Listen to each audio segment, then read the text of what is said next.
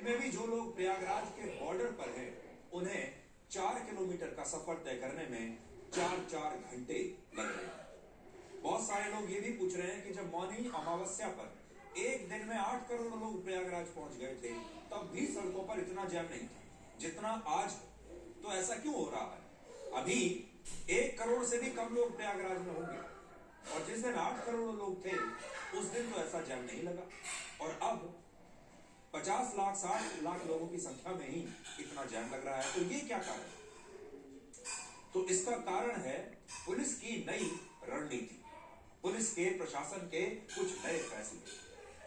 जब से महाकुंभ में भगदड़ की घटना हुई, उसके बाद से पुलिस भीड़ को नियंत्रित करने के लिए गाड़ियों को दूसरे जिलों, शहरों और राज्यों में ही अब रोक रही है। जैसे प्रयागराज से मध्य प्रदेश का कटनी शहर कहने को तो 250 किलोमीटर दूर है, और कटनी में 25 किलोमीटर का ट्रैफिक जैम इसलिए लगा हुआ था क्योंकि यहाँ पुलिस ने गाड़ियों को पहले ही रोक दिया। इसी तरह कटनी से 100 किलोमीटर पहले जबलपुर में भी पुलिस ने गाड़ियों को रोककर रखा हुआ है, और कानपुर और लखनऊ से जो हाईवे प्रयागराज की तरफ जाता है, उस पर भी गाड़ियों को रोक दिया गया है, और इन सब सड़कों पर लंबे लंबे ट्रैफिक जैम लगे हुए हैं।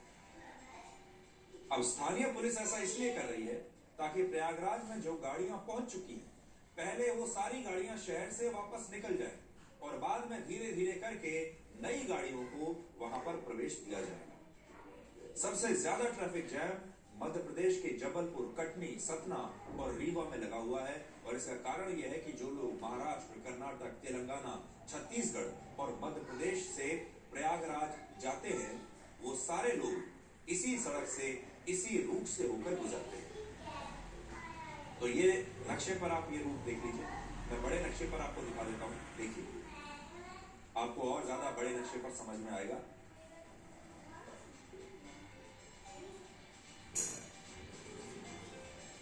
ये वो रूट है।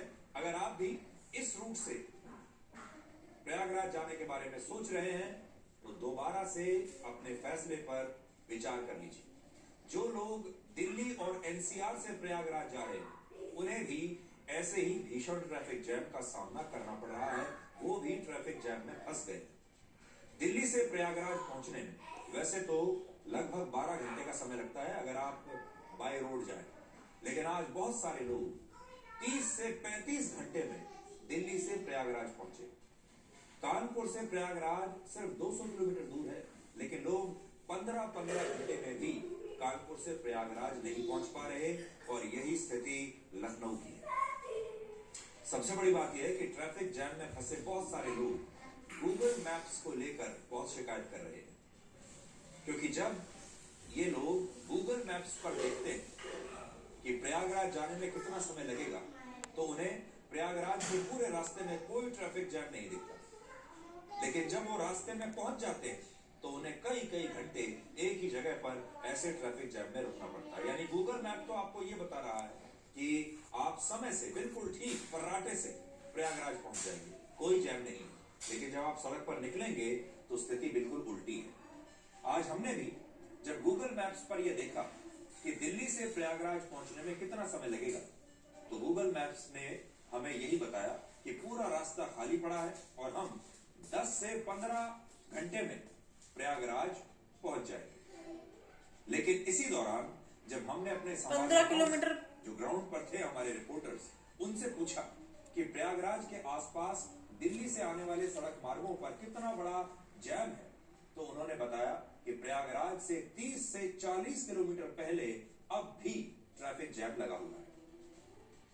हालांकि हम यहां ये स्पष्ट करना चाहते हैं कि हम गूगल मैप्स की एक्यूरेसी पर, इसकी सटीकता पर कोई सवाल नहीं उठा रहे, बल्कि ये बता रहे हैं आपको कि लोग इसके खिलाफ कितनी शिकायत कर रहे हैं। अब ये तो गूगल मैप जाने कि वो इस जैम को क्यों नहीं पकड़ पा रहा है, वो लोगों को क्यों नहीं बता पा रहा है कि जो रास्ता 12 घंटे का है, वो 35 घंटे में क्यों पूरा हो रहा है। इस बार माघ पूर्णिमा का पवित्र स्नान 12 फरवरी को होना है, और तब तक प्रयागराज जाने वाले सारे सड़क मार्गों पर इसी तरह का भीषण ट्रैफिक जैम रहेगा।